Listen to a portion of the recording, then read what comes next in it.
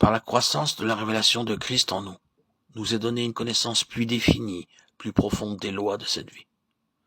Quand nous entendons sa voix, nous sommes dans le repos et dans la tranquillité intérieure, et aucune incertitude n'est en nous.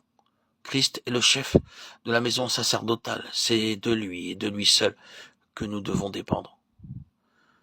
Mais nous devons voir le modèle par une révélation du Saint-Esprit, afin que sous l'onction qui dirige et conduit, nous soyons amenés expérimentalement dans la pratique des lois de sa vie.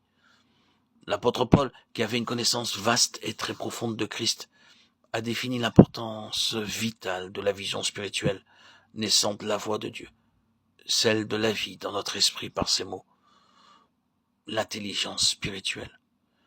Les Écritures doivent être enseignées par l'expérience, car la connaissance des vérités spirituelles ne saurait répondre aux besoins de l'homme, mais uniquement l'expérience de ces vérités par sa vie. Comme le Père qui est vivant, m'a envoyé et que je vis par le Père, ainsi celui qui me mange vivra par moi. Ma nourriture est de faire la volonté de celui qui m'a envoyé et d'accomplir son œuvre. Jean 6, 57, Jean 4, 34. Prendre de la nourriture, c'est satisfaire un besoin qui devra l'être toutes les fois où il s'en fera sentir. Transposer et interpréter spirituellement, cela signifie qu'il n'est pas suffisant que nous soyons sauvés. Mais le Seigneur veut que nous grandissions et atteignions la pleine stature, celle de l'homme fait, car ce que Dieu a en vue pour nous, c'est sa plénitude.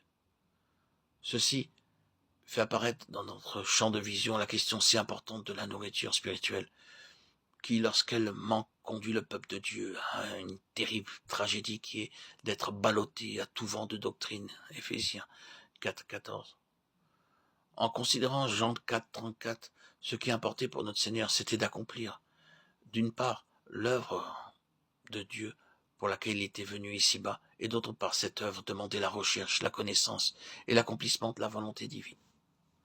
Nous voyons dans cette déclaration l'importance de l'obéissance, car la nourriture dont il parle ne pouvait lui être accordée qu'à cette condition, et il ne saurait y avoir de croissance et de maturité sans l'obéissance. C'est en obéissant que nous recevons la vie, celle qui satisfait l'être intérieur. La volonté du Seigneur était toujours au diapason de celle du Père. Elle n'était jamais divergente. Ce n'était pas chez lui une détermination propre, mais le fait d'un profond accord avec le Père. C'est parce qu'il en était ainsi que la vie coulait sans cesse en lui. Il vivait dans une satisfaction continuelle, étant toujours à la hauteur de toutes les situations et circonstances, et en mesure de répondre au désir de Dieu, comme il le déclare en Jean 6, 57. Comme le Père qui est vivant m'a envoyé et que je vis par le Père, ainsi, celui qui me mange vivra par moi. Celui qui me mange se nourrit de moi et vit par moi. Comment? En faisant sa volonté. C'est ainsi que nous recevons et demeurons dans la vie unis à celui qui en est la source. Savoir que nous avons accompli sa volonté produit en nous un état intérieur de parfaite assurance, la source d'un grand contentement, et nous goûtons à sa joie parfaite. Il faut que nous soyons une donation sans réserve à Dieu, afin de vivre pour lui. Nous avons été rachetés pour rendre témoignage, pour être témoins qu'il est tout, qu'il peut tout et qu'il fait tout. En recherchant sa volonté et en la faisant, la vie ne cesse de couler en nous. Et cela signifie que Dieu lui-même se livre à nous pour nous instruire et nous enseigner de lui. Le Seigneur a révélé à l'apôtre Paul 4 choses. Dieu l'avait destiné à connaître sa volonté, à voir le juste, à entendre les paroles de sa bouche, et être son témoin des choses vues et entendues. Actes 22, 14, 15. Ceci est également vrai pour nous. Dieu veut gérer son œuvre en travaillant sous sa conduite pour accomplir ce qu'il nous a révélé. Nous expérimentons repos et tranquillité, et nous sommes simplement les canaux pour réaliser ce qu'il nous a commandé.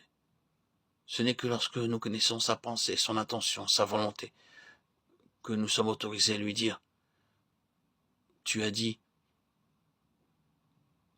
la voix de Dieu est celle de sa vie. Dieu a une vie qui parle, et lorsque nous l'entendons, elle nous façonne, nous rend aptes à faire ce qu'il nous a dit.